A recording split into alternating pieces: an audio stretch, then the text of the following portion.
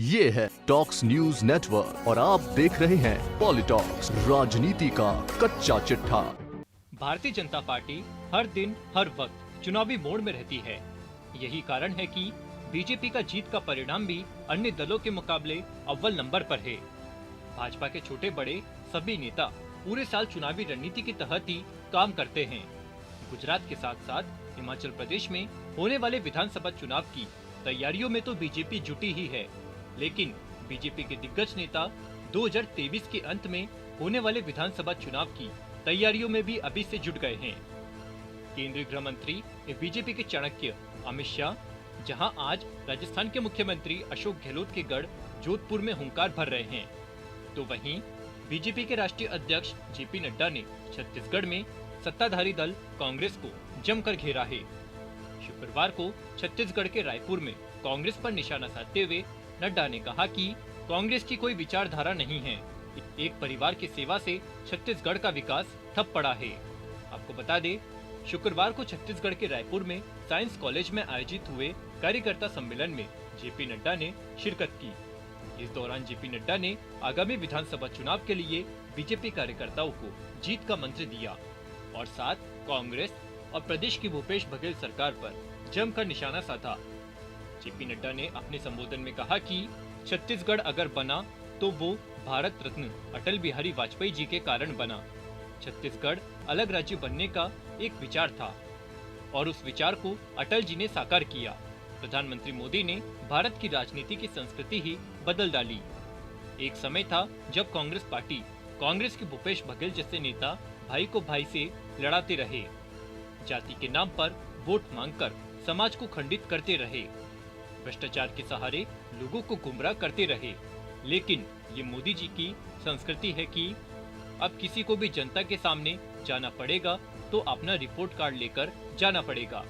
प्रदेश के मुख्यमंत्री भूपेश बघेल पर निशाना साधते हुए जेपी नड्डा ने कहा कि आप बताइए, यहाँ हमारे आदिवासी भाई मारे गए, अभी पीछे संख्या थी 71 आदिवासी भाई मारे गए और भूपेश बघेल जी केरल में राहुल गांधी जी के साथ तारीख हो। ये स्थिति आकर के खड़ी हो, एक परिवार की सेवा में लग गए, छत्तीसगढ़ को छोड़ दिया, कोई चिंता नहीं है। और अगर मैं बात करूं भारतीय जनता पार्टी की, तो मैं कह सकता हूं कि हम लोगों ने, मैं छाती ठोक के कह सकता हूं, आदरणीय प्रधानमंत्री मोदी जी के नेतृत्व में जब हम स्वास्थ्य मंत्री थे तो हमने बिलासपुर के गवर्नमेंट मेडिकल कॉलेज को 200 करोड़ रुपए का सुपर स्पेशलिटी ब्लॉक दिया था और 7 सुपर स्पेशलिटी ब्लॉक।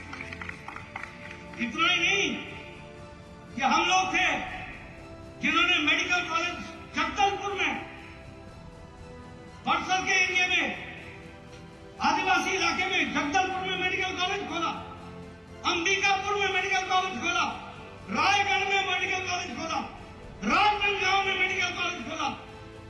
ये मेडिकल कॉलेज छोटी चीज नहीं होती है। मेडिकल कॉलेज का मतलब है आने वाले 5 साल के बाद गांव गांव से डॉक्टर निकलेगा और वो इलाके के विकास में अपने आप को योगदान देगा। जेपी नड्डा ने अपने संबोधन में कहा कि मित्रों, राजनीति सिर्फ कुर्सी पर बैठने का विषय नहीं है, राजनीति गद्दी पर अड्डा जमाने का विषय नहीं है। राजनीति सेवा के भाव से है और भारतीय जनता पार्टी के लिए सेवा करना ही हमारा लक्ष्य है। सत्ता माध्यम हो सकता है, सेवा हमारा लक्ष्य है और सेवा करते हुए लोगों को आगे बढ़ाना यही हमारा लक्ष्य है। कुर्सी हमारा लक्ष्य नहीं है, कुर्सी हमारा माध्यम हो। ये मैं भारतीय जनता पार्टी के एक एक कार्यकर्ता को बताना चाहता हूं और इसी के साथ साथ मैं ये भी बताना चाहता हूं कि हमारी लड़ाई एक बहुत बड़े परिवारवाद के खिलाफ है। वहीं प्रदेश के पूर्व मुख्यमंत्री डॉक्टर रमन सिंह ने कहा कि जहां जहां भूपेश बघेल चुनाव के प्रभारी बनते हैं, वहां पार्टी का बंटाधार हो जाता है। उत्तर प्रदेश में कांग्रेस सिमटी, असम में सिमटी, अब हिमाचल प्रदेश की जिम्मेदारी मिली है।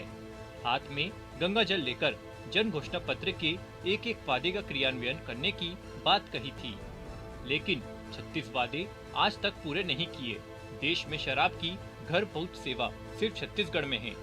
किसानों को 2 साल का बोनस देने की बात कही थी, लेकिन बोनस नहीं दिया। आज गांव में कहीं भी जाकर पूछोगे कि छत्तीसगढ़ का सबसे बड़ा लबरा कौन है, तो लोग खुद से भूपेश बघेल का नाम लेते हैं। 2023 के चुनाव में भारतीय जनता पार्टी प्रचंड बहुमत से जीतेगी और छत्तीसगढ़ में फिर भाजपा की सरकार बनेगी। पॉलिटॉक्स ब्यूरो, छत्तीसगढ़। ये है टॉक्स न्यूज नेटवर्क और आप देख रहे हैं पॉलिटॉक्स, राजनीति का कच्चा चिट्ठा।